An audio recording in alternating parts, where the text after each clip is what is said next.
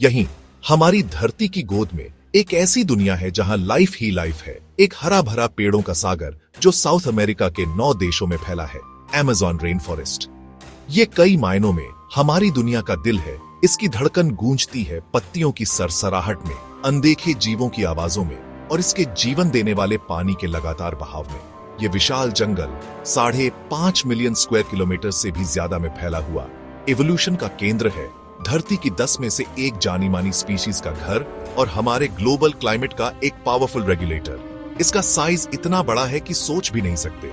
दुनिया के अंदर एक और दुनिया। अपनी पिछली एक्सप्लोरेशन में हमने तो बस इसकी गहरी कॉम्प्लेक्सिटीज को जरा सा छुआ था। अब हमारे इस सफर के दूसरे चैप्टर में हम और भी अंदर जाएंगे, अमेज़न के पुराने रहस्यों की एक और परत हटाएंगे, क्योंकि ये सिर्फ एक जंगल नहीं है, ये अनकही कहानियों का भंडार है। ऐसे अजीब और अद्भुत जीवों का घर जिनके बारे में सोच भी नहीं सकते, और बहुत पहले की सभ्यताओं की फुसफुसाहटों का जिनकी गूंज आज भी घने पेड़ों के नीचे सुनाई देती है। अमेज़न अपने राजों को बड़ी हिफाजत से रखता है।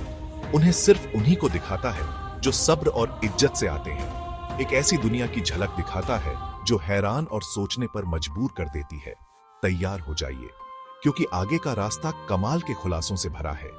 हम ऐसी नदियों से मिलेंगे जो लॉजिक को चुनौती देती है, ऐसे जीव जो सच और कहानी के बीच की रेखा को धुंधला कर देते हैं, और इंसानी हुनर के ऐसे सबूत जो इस पुरानी जमीन के बारे में हमारी समझ को बदल देंगे। तो मैं आपको मेरे साथ जुड़ने के लिए इनवाइट करता हूं। इस एक्सपेडिशन के बिल्कुल आखिर तक हमारे साथ बने रहिए, ताकि हम अमेज़न रेन फॉरेस्ट के कुछ सबसे अमेजिंग और अब तक अनसुने अजूबों को खोज सकें, जो उसने अपनी शानदार फैली हुई गोद में छिपा रखी है। जो डिस्कवरीज हमारा इंतजार कर रही हैं, वो वाकई कमाल की है।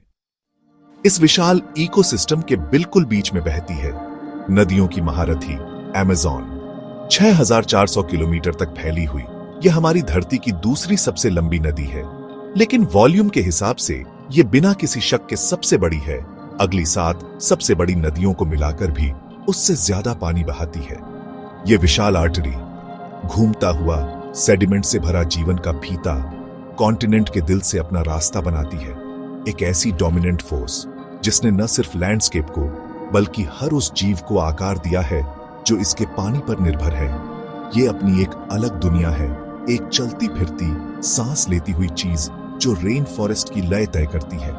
एंडेस पहाड़ों की ऊंचाई से निकलकर ये महान नदी अपना सफर शुरू करती है, जिसे कम से कम 1100 ट्रिब्यूटरीज का जाल पानी देता है। ये छोटी नदियां, स्ट्रीम्स और क्रीक्स हर एक जरूरी कंडुइट किसी विशाल ऑर्गेनिज्म की नसों की तरह फैलते हैं, बेसिन के हर कोने से पानी खींचते हैं और उसे मेन बहाव की तरफ ले जाते हैं। ये घुमावदार सिस्टम पानी में रहने वाले जीवों के लिए कमाल की डाइवर्सिटी बनाता है। टैनिन से काली हुई ब्लैक वाटर नदियों से लेकर एंडिस की मिट्टी से भरी व्हाइट वाटर नदियों तक हर एक में अनोखे जीव रहते हैं, और जंगल के गहरे अक्सर हैरान कर देने वाले रहस्यों में योगदान देते हैं, और इसके कभी ना खत्म होने वाले सरप्राइजेस की क्षमता में। पेरुवियन अमेज़न के अंदर गहराई में लोकल लेजेंड्स और साइंटिफिक क्यूरियोसिटी में लिपटी हुई एक ऐसी चीज है जो जंगल की नदी की प्रकृति को ही चुनौती देती है, शानाई टिम्पिश्का, या जैसा कि इसे ज्यादा ड्रामेटिकली जाना जाता है, द बॉइलिंग रिवर। करीब 7 किलोमीटर तक इसका पानी एवरेज 86 डिग्री सेल्सियस के आसपास रहता है, और कुछ हिस्सों में तो ये 100 डिग्री सेल्सियस से भी ज्यादा सचमुच उबलने लगता है। इसकी सतह से भाप के बादल उठते हैं जो इसके किनारों पर बसे हरे भरे जंगल के बीच एक अजीब दूसरी दुनिया जैसा माहौल बनाते हैं। जंगल की नमी भरी ठंडक के मुकाबले तेज गर्मी का एक अलग ही कॉन्ट्रास्ट। ये कोई मामूली हॉट स्प्रिंग नहीं है, ये एक सिग्निफिकेंट रिवर सिस्टम है, इतना चौड़ा कि रौबदार लगे और इतना गर्म कि जानलेवा हो।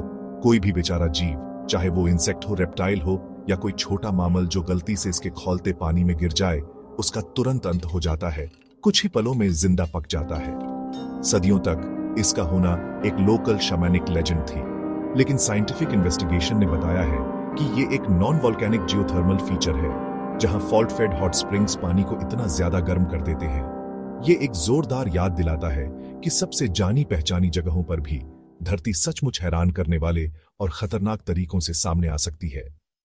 सदियों तक अमेज़न के घने, लगभग आर पार न किए जा सकने वाले कैनोपी के बारे में माना जाता था कि इसने बड़ी कॉम्प्लेक्स सोसाइटीज को बनने से रोका। लेकिन 2018 में कमाल की डिस्कवरीज ने इस नैरेटिव को बदलना शुरू कर दिया। लीडर जैसी सोफिस्टिकेटेड रिमोट सेंसिंग टेक्नोलॉजी का इस्तेमाल करके, जो घने पत्तों के पार देख सकती है, आर्कियोलॉजिस्ट्स ने 81 पहले से अनजान पुरानी बस्तियों के सबूत खोजे, जिनमें जियोग्लिफ्स नाम के जमीन पर बने जटिल डिजाइन थे, जो ब्राजीलियन अमेज़न के एक इलाके में फैले हुए थे। ये जियोमेट्रिक शेप्स, सर्कल्स, स्क्वायर्स और एवेन्यूज जो जमीन पर खोदे गए थे, इंसानी कोशिशों के एक भूले हुए युग की तरफ इशारा करते थे।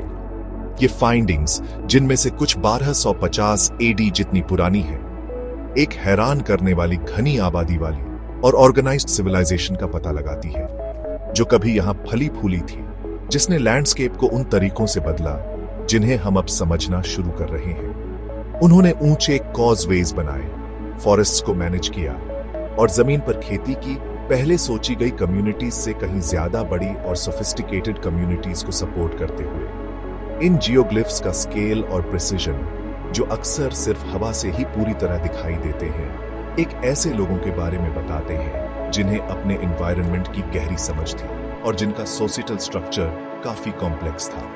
ये लॉस्ट वर्ल्ड अमेज़न को एक प्रिस्टीन विल्डरनेस के तौर पर देखने की हमारी सोच को चुनौती देती है और इसे एक ऐसे लैंडस्केप के रूप में दिखाती है जिसे हजारों सालों से इंसानी हाथों ने गहराई से आकार दिया है। रेन फॉरेस्ट के जमीन के सबसे अंधेरे, सबसे सुनसान कोनों में छिप कर रहता है एक ऐसा जीव जो ऑनेस्टली बहुतों के पुराने डरों का प्रतीक है, Theraphosa blondi, the Goliath bird eater.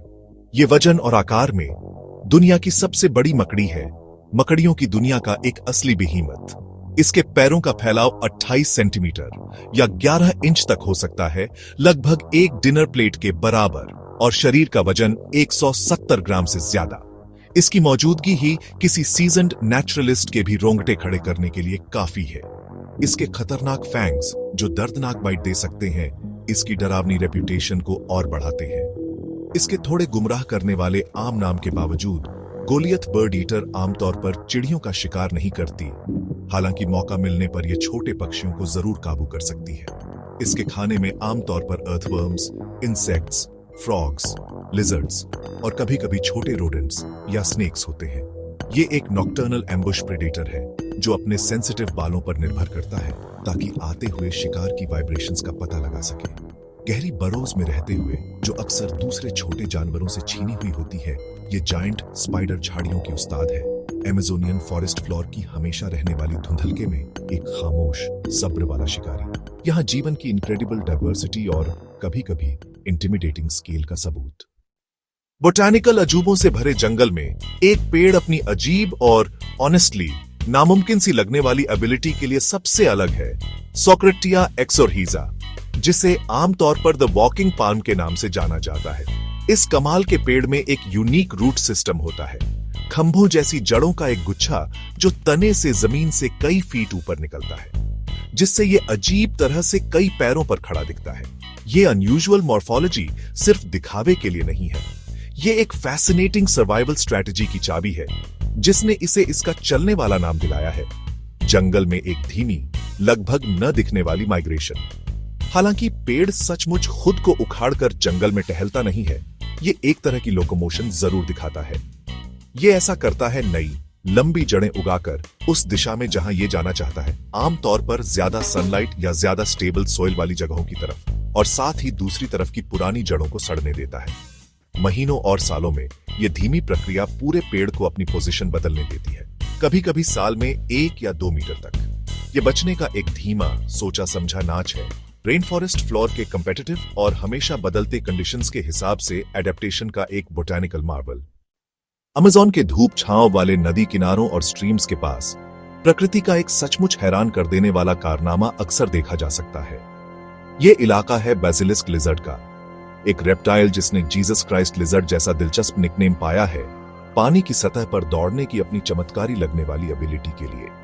जब कोई प्रेडेटर जैसे सांप या शिकारी पक्षी इसे डराता है, तो ये फुर्तीला जीव हमेशा झाड़ियों में नहीं भागता, बल्कि ये पास के पानी की तरफ कूद सकता है और इनक्रेडिबल स्पीड और एजिलिटी से उसकी सतह पर स्प्रिंट कर सकता है। ये कमाल का नजारा कोई डिवाइन इंटरवेंशन नहीं है, बल्कि बायोमैकेनिक्स का एक मास्टरपीस है। बेसिलिस्क के पिछले पैरों में लंबी उंगलियां होती हैं, जिन पर जालरदार स्केल्स होते हैं, जो पानी के कांटेक्ट में आने पर खुल जाते हैं। जैसे ही ये पिस्टन जैसी तेजी से अपने पैर चलाती है, ये फ्रिंजेस हवा की छोटी छोटी पॉकेट्स बनाती है, जो इसके शरीर को थोड़ी दूरी तक सतह के ऊपर रखने के लिए काफी सपोर्ट देती है, आमतौर पर 4.5 मीटर या उससे ज्यादा तक। इससे पहले कि ये या तो दूसरी तरफ पहुंच जाए या अगर दूरी बहुत ज्यादा हो तो पानी में डाइव करके तैरने लगे। ये एक्स्ट्रॉर्डिनरी एडेप्टेशन इसे एक यूनिक एस्केप रूट देता है, हैरान प्रेडेटर्स को पीछे छोड़ते हुए अमेज़ोनियन वाटर्स पर एक पल भर का मिरेकल। अमेज़न में जीवन के लिए हमेशा चलने वाले स्ट्रगल में कैमोफ्लाज हॉनेस्टली एक वाइटल वेपन है। कुछ ही जीव इस वेपन का इतनी एस्टॉनिशिंग परफेक्शन से इस्तेमाल करते हैं जितना कलिमा जीनस की लीफ विंग बटरफ्लाइज। जब ये तितलियां उड़ रही होती हैं तो उनके पंखों की ऊपरी सतह पर वाइब्रेंट ऑरेंजेस, ब्लूज या पर्पल्स की झलक दिख सकती है, रंग का एक पल भर का डिस्प्ले। लेकिन जैसे ही वो किसी टहनी या पत्तों के बीच बैठती हैं और अपने पंख बंद करती हैं, वे बस वैनिश हो जाती हैं, एक सूखी मरी हुई पत्ती की लगभग परफेक्ट रेप्लिका में बदल जाती है। उनके पंखों का निचला हिस्सा नेचुरल मिमिक्री का एक मास्टरपीस है। ब्राउन्स और ग्रेस के इंट्रिकेट पैटर्न्स बिल्कुल एक सड़ती हुई पत्ती की वेन्स, मिडरिब, स्टॉक और यहां तक कि उसके ब्लेमिशेस और फंगल स्पॉट्स की नकल करते हैं। कुछ स्पीसीज के तो पिछले पंखों पर एक छोटी सी टेल भी होती है जो बिल्कुल पत्ती के पेटियोल जैसी दिखती है। ये अनकैनी डिस्गाइज उन्हें पक्षियों और दूसरे प्रेडेटर्स की तेज नजरों से वर्चुअली इनविजिबल कर देता है, जिससे वो फॉरेस्ट लिटर के बीच बिना किसी परेशानी के आराम कर सकती है। ये नेचुरल सिलेक्शन का एक ब्रेथ टेकिंग एग्जाम्पल है, जो एक जीव के अपीयरेंस को उसके सराउंडिंग्स में सीमलेसली ब्लेंड होने के लिए तराशता है, बचने की कला का एक silent testament. Amazon rain forest के धूप छांव वाले कॉरिडोर्स में उड़ती हुई जैसे आसमान के ही टुकड़े पंख लगाकर उड़ रहे हों, ये हैं ब्लू मॉर्फो बटरफ्लाइज। ये दुनिया की सबसे बड़ी और सबसे स्पेक्टेक्युलर बटरफ्लाइज में से हैं, जिन्हें उनके फैले हुए पंखों की ऊपरी सतह पर सजे डैजलिंग इरिडेसेंट ब्लू रंग से तुरंत पहचाना जा सकता है, जो 20 सेंटीमीटर तक फैल सकते हैं। ब्लू मॉर्फो को उड़ते हुए देखना एक जिंदा सैफायर की चमक देखने जैसा है, एक ब्रेथ टेकिंग स्पेक्टिकल जिसने उन्हें उनकी इथीरियल प्रेजेंस पर हैरान होने वालों के बीच गॉड्स ऑफ ब्यूटी जैसे नाम दिलाए हैं।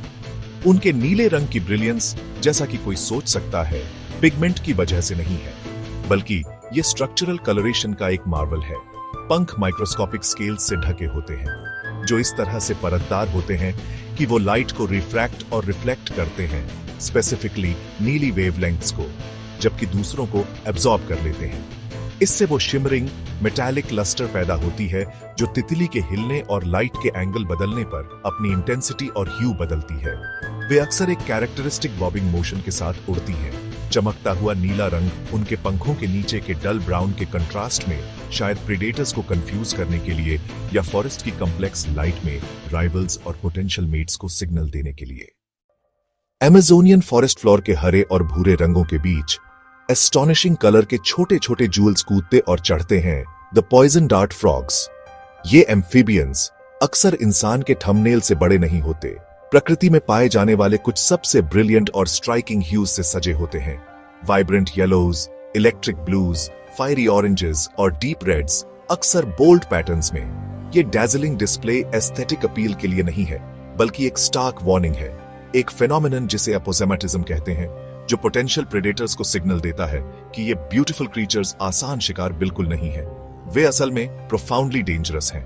कई पॉइजन डार्ट फ्रॉग स्पीसीज की स्किन पोटेंट टॉक्सिन्स छोड़ती है, जिनमें से कुछ जाने माने सबसे पावरफुल नेचुरल पॉइजन्स में से है। गोल्डन पॉइजन फ्रॉग मिसाल के तौर पर इतना बाट्राचो टॉक्सिन रखता है कि 10 एडल्ट ह्यूमंस या 20,000 माइस को मार सके। अमेज़न की इंडिजिनस कम्युनिटीज ने सदियों से इन टॉक्सिन्स को सावधानी से निकाला है, शिकार के लिए अपने ब्लो गन डार्ट्स की टिप्स पर लगाने के लिए, जिससे इन फ्रॉग्स को उनका कॉमन नेम मिला।